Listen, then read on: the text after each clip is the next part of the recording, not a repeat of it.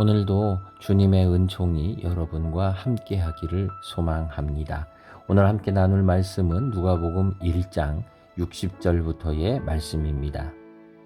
그 어머니가 대답하여 이르되 아니라 요한이라 할 것이라 하매 그들이 이르되 내 친족 중에 이 이름으로 이름한 이가 없다 하고 그의 아버지께 몸짓하여 무엇으로 이름을 지으려 하는가 물으니 그가 서판을 달라 하여 그 이름을 요한이라 쓰매 다 놀랍게 여기더라. 이에 그 입이 열리고 혀가 풀리며 말을 하여 하나님을 찬송하니 그 근처에 사는 자가 다 두려워하고 이 모든 말이 온 유대 산골에 두루 퍼지매. 아멘. 자, 오늘부터 이제 누가복음이 이제 시작이 됩니다. 오늘 말씀은 우리가 잘 알지만 예수님보다 먼저 와서 그 길을 예비했던 세례 요한이 이제 잉태되는 태어나는 그러한 장면입니다. 그래서 여기서 어머니는 사가랴지요. 사가랴. 사가랴가 아니라 엘리사벳이죠. 엘리사벳. 그리고 남편이 이제 사가랴지요. 자, 이렇게 이제 가족이 이제 이렇게 노인 때에 아기를 갖고 그리고 이제 세례 요한을 이제 출생하게 됩니다. 자, 출생하게 되는데 이제 이 1장에서 이 사가랴가 이제 그 성전에 들어가서 봉사를 하다가 천사를 만납니다. 놀라운 것을 보고 그리고 그것에 대해서 전적으로 순종하지 않았죠. 마리아는 그냥 성령으로 네가 잉태하였다 그러니까 주의 뜻이 이루어지다라고 하며 그냥 순복합니다. 근데 그거에 비해서 이 사가랴는 제사장임에도 불구하고 그렇게 한 번에 따르지를 않아요. 그게 가능하겠습니까? 막 이렇게 하다가 이제 말 못하는 그러한 사람이 되죠. 말을 못합니다. 근데 보면은 말도 못할 뿐만 아니라 듣지도 못한 것 같아요. 듣지도 못하는 그런 상황이었어요. 왜냐하면은 이름을 붙일 때에 그 사람들이 아버지께 몸짓하여 이름을 무엇이라 할 거냐라고 몸짓으로 설명하는 거 보면은요. 듣는 것도 완전히 문제가 생긴 그러한 상태였다라는 걸 알 수 있습니다. 자, 아기를 낳습니다. 그리고 나서 사람들이 이 아이 이름을 뭐라고 지을까? 보통 우리도 그렇게 글자 따라서 이렇게 짓거나 이제 하잖아요. 그러니까 여기도 이제 그런 게 있었던 것 같아요. 조상 이름을 갖다가 짓고 그러는데 지금 어머니 엘리사벳이 뭐라고 하느냐? 요한이라 하겠다라고 하는 거죠. 그러니까 사람들이 이해가 안 되는 거예요. 왜요? 내 친족 중엔 그런 이름이 없기 때문이지요. 윤자를 쓰지도 않는 건데 왜 이렇게 없는 이름을 쓰느냐. 그래서 이번에 아버지한테 묻습니다. 사가랴에게 아버지에게 몸짓으로 듣지 못하니까 막 손짓발짓 하면서 이름을 뭐라 할까. 그러니까 서판을 달라 합니다. 옛날에는 종이가 없으니까요. 종이에다 못하고 판에다가 글씨를 쓴 거지요. 종이 흙이거나 또는 모래 위에다가 했을 거예요. 그러자 똑같이 요한이라고 말을 합니다. 이걸 보고 깜짝 놀래요. 사실 요 이름은 누가 주었습니까? 1장에서 이 사가랴에게 이적이 나타났을 때에 천사를 만났을 때에 주어진 이름이에요. 이제 이 이름을 이제 같이 나누었겠지요. 그래서 지금 이 부부가 엘리사벳과 이 사가랴 부부가 한 마음으로 지금 이름을 요한이다라고 얘기를 하는 거예요. 전 여기에서 요 부부의 이 한 마음, 이 한 뜻, 이게 참 아름다운 것 같아요.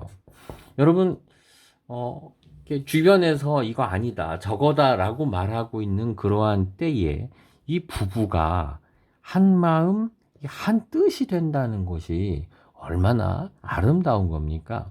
우리가 살아가면서 가족이 이렇게 한 마음, 한 뜻 되는 것이 쉽습니까? 아니, 부부가 이렇게 한 마음 되는 것이 쉽습니까? 어렵지요. 굉장히 어렵습니다. 요즘은 식사도 우리가 식구 그러잖아요. 식구. 같이 밥을 먹는 거잖아요. 근데 요즘은 한 밥상에서 밥을 먹는 것도 쉽지가 않아요. 다 바쁘고 나갔다 들어오는 시간이 다 다르기 때문이지요. 그러면서 이렇게 한 마음이라고 하는 것이 점점 멀어집니다. 심지어는 교회 안에서도 이러한 일들이 벌어집니다.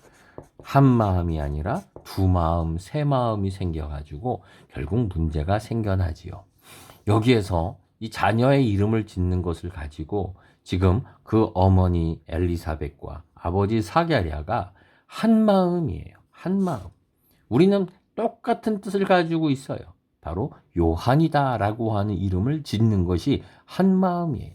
자, 이것은 무엇의 한 마음입니까? 하나님 뜻의 한 마음이지요. 우리는 하나님의 뜻에 있어서는 한 마음입니다라고 하는 거예요. 우리는 한 마음입니까? 여러분 부부 사이 한 마음 되고 계십니까? 또 우리 가족은 한 마음, 한 뜻을 갖고 있습니까? 한 마음이시라면 기뻐하며 감사해야 될 것이고, 아직 아니라면은 한 마음 되기를 사모하고 또 기도해야 될 것입니다.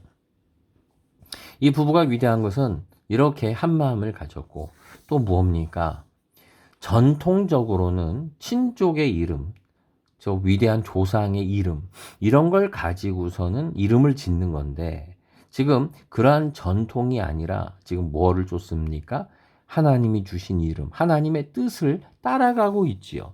저는 이렇게 부부가, 가족이 세상에 있던 전통 또는 오래된 역사, 형식, 이런 것을 뛰어넘어서, 이런 걸 뛰어넘어 하나님의 뜻을 더 순종했다라고 하는 것이 더 귀하다고 생각을 합니다.